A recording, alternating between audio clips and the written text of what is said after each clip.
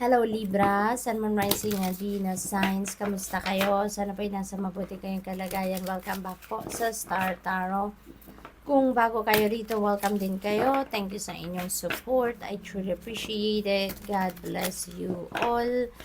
Tignan natin ang mga mensahe ni Libra. Paunang mensahe po ninyo, napakaganda, use of materials.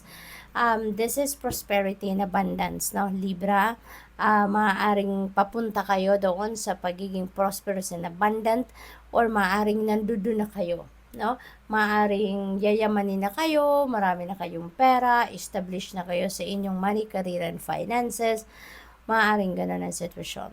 No? For others of you, baka this could mean financial blessings or financial opportunities na maghahatid sa inyo ng prosperity and abundance. So that is also possible. So tingnan natin kung ano pa ang ganap.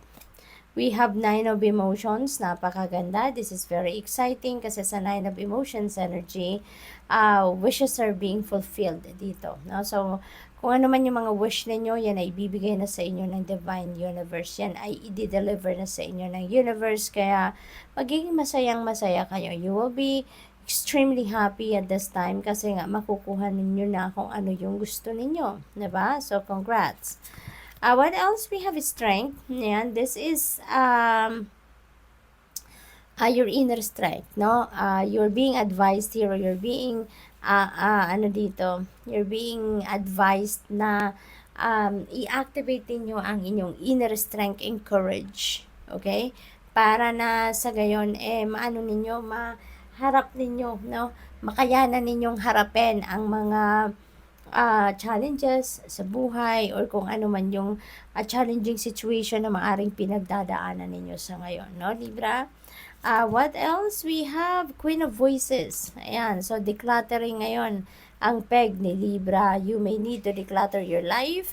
You may need to declutter yourself, no, Libra? At sa ngayon, maaaring kayo ay magmumuni-muni, magninilay-nilay, and you're going to figure out kung sino, no, ang kailangan ninyong tanggalin na sa buhay ninyo, because maybe it is not serving your highest good, it's not serving your best interest, kaya kailangan ng i-release yan, kailangan ng i-let go yan, no, Libra? So, tingnan natin kung ano pa ang ganap dito for you.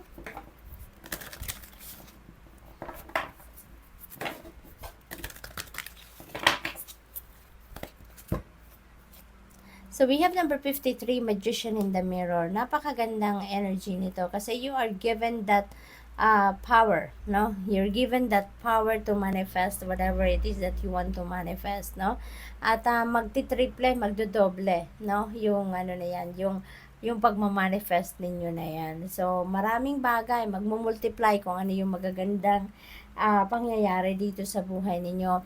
Yan ay magmumultiply. We have action. Ayan. This is a time talaga for taking action. Mawawala na yung mga procrastination ninyo, mawawala na yung mga hesitation ninyo, at kung ano man yung ina-envision ninyo for yourself, you're going to take action towards that, no? What else? We have number 28, victory. Pagtatagumpayan ninyo, ano man ang hamon sa buhay na kinakaharap ninyo sa ngayon, you are going to claim your victory, no? Sa bagay na yan. Pagtatagumpayan ninyo, you're going to claim your success sa ngayon, Libra. Kaya napakaganda nito. Congratulations.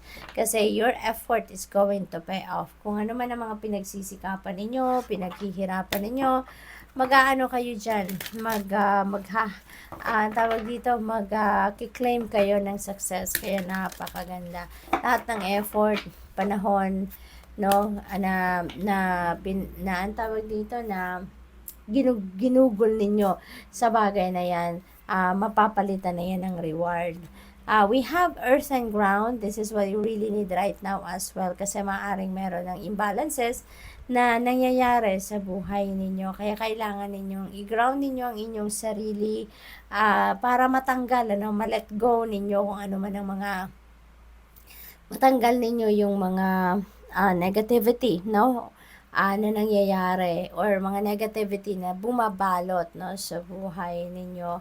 What else? We have angelic protection. Wala kayong dapat na ipag-alala. Wala kayong dapat na ipag-worry kasi you are spiritually guided, protected, no? And guarded. Nandito ang angelic protection laging nakapaligid sa'yo. Archangel Michael particularly is surrounding you with blue sapphire sword of light. At yan ay mararamdaman ninyo yan. Mafe-feel ninyo, no? Na nandiyan dyan ang inyong mga guardian angels protecting you, no? So, good luck. We have surrender. Ayan. So, surrender energy. Ito yung panawagan sa inyo sa ngayon, Libra, no? Na isurrender nyo ng lahat ng problema ninyo, lahat ng concerns ninyo, dreams ninyo, wishes ninyo. Just lift it all up to God and allow God to do whatever He needs to do para dyan, ano? I-surrender nyo na, ibigay nyo na, ialay nyo ng lahat sa Kanya at siya na ang bahala sa'yo, okay? Kaya wag kayong mag-alala, wag kayong mag-worry, wag na kayong, alam mo yun, yung i-release nyo na ang lahat-lahat ng yan para nang sa gayon, maka-focus kayo, no? Sa kung ano ang mga dapat ninyong gawain, ano mga dapat ninyong pagtuunan ng pansin. Kaya while you surrender, no, kailangan na lagi kayong nakikinig sa inyong intuition. Kailangan na lagi kayong magninilay-nilay para nang sa gayon ay ma-access ninyo kung ano yung divine guidance na binibigay sa inyo ng universe. So, good luck. Thank you for watching Love and Light. Namaste.